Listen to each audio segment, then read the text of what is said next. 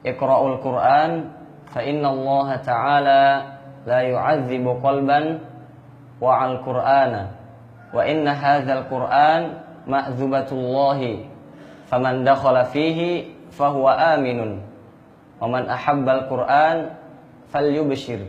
Di sini Nabi Muhammad SAW bersabda, bacalah Al-Quran karena Allah Ta'ala benar-benar tidak akan mengazab bagi hati orang-orang yang menghafal Al-Quran. Dan Al-Quran benar-benar merupakan jamuan Allah. Maka barang siapa yang mendatanginya, maka dia akan aman. Dan bergembiralah bagi setiap orang yang menghafal Al-Quran.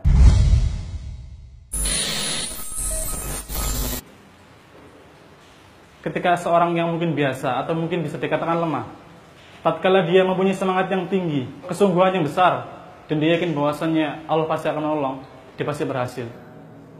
Nama saya Dio Anugrah Ramadan, umur saya 18 tahun. Saya berasal dari Jawa Barat, tepatnya di kota Majalengka.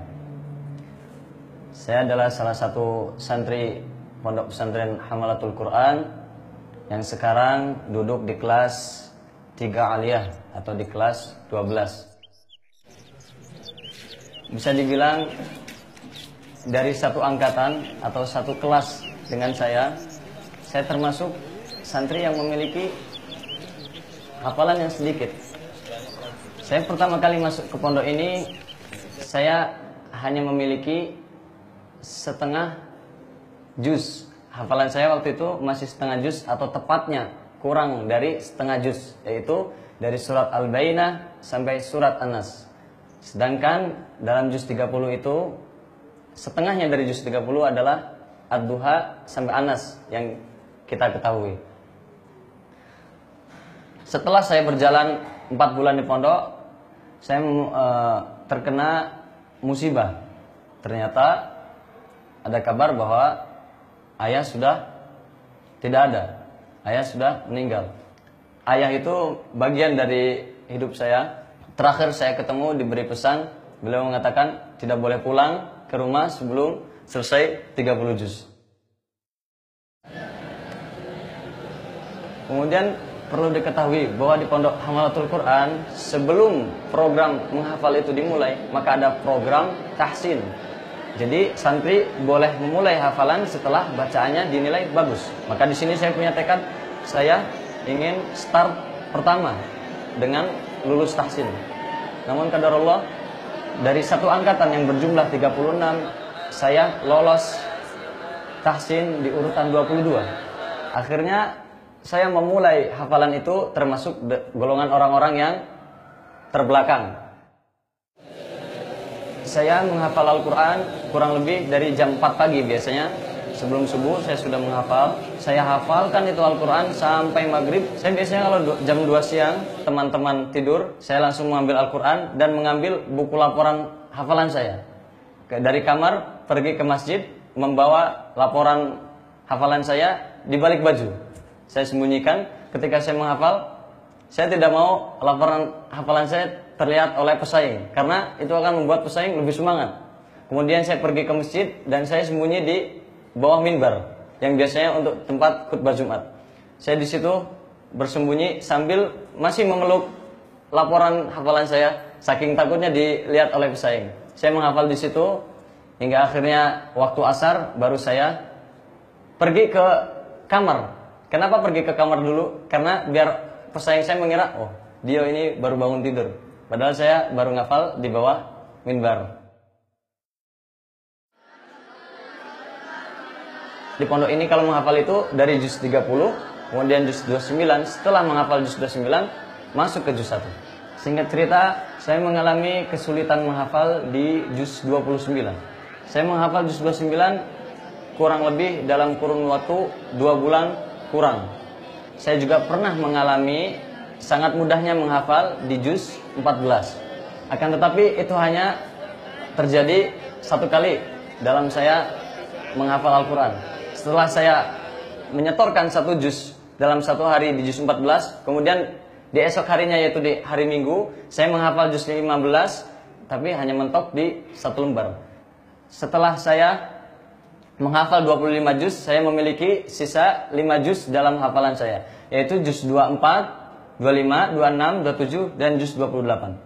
Yaitu ketika saya duduk di kelas 3 Salafiyah atau setingkat SMP. Di kelas saya sudah ada 1 orang yang hafid, yang sudah selesai. Akhirnya musyrif saya berkata sama saya, kalau kamu 5 juz bisa selesai dalam 1 bulan, Ustadz kasih hadiah. Kemudian ibu saya pun menelpon, kalau kamu selesai 5 juz dalam 1 bulan, ibu kasih hadiah. Kemudian saya berpikir, saya belum pernah melakukan menyetorkan hafalan 5 juz dalam 1 bulan. Paling mentok 1 bulan itu 3 juz. Namun karena dengan dukungan musyrif saya yang Masya Allah semangat dan selalu mengejar saya, selalu mendukung saya, akhirnya singkat cerita saya menyelesaikan 5 juz tersebut dalam jangka waktu 10 hari.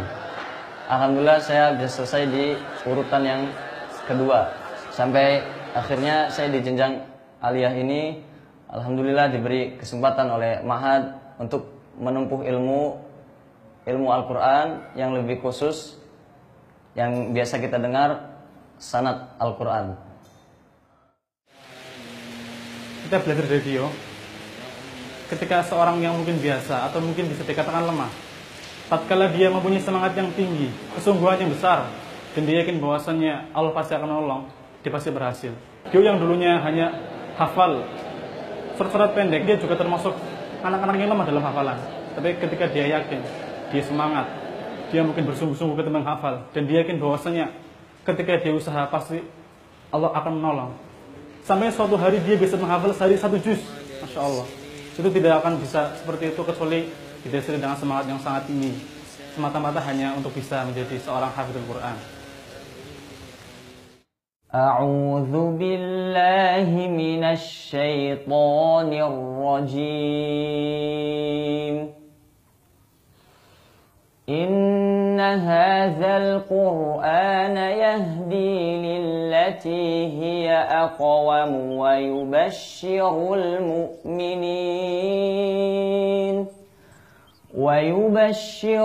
mu'minin alladhina ya'maluna as-salihati anna lahum ajran kabira.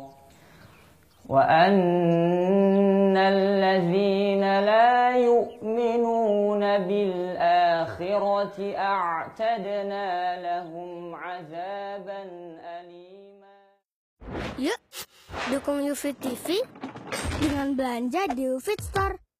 www.ufitstore.com